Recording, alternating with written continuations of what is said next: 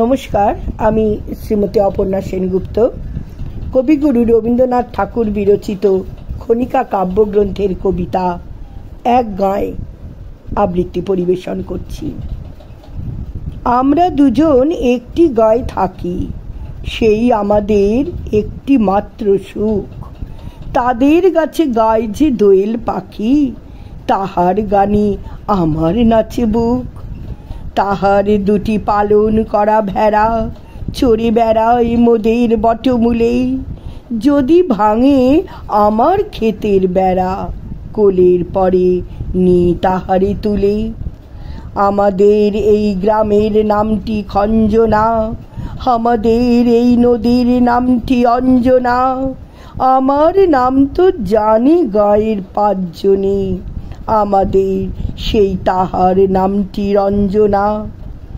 দুইটি পাড়ায় বড়ই কাছাকাছি, মাঝে শুধু একটি মাঠের ফাঁক। তাদের বনের অনেক মধুমাছি, মোদের বনে রাধে বাঁধে মধুর চাক। তাদের ঘাটে পূজার জবামালা ভেসে আসে মোদের বাঁধা ঘাটে। তাদের পাড়ার কুসুম ফুলের ডালা বেচতে আসে মোদের পাড়ার হাটে। আমাদের এই গ্রামের নামটি খঞ্জনা, আমাদের এই নদীর নামটি অঞ্জনা।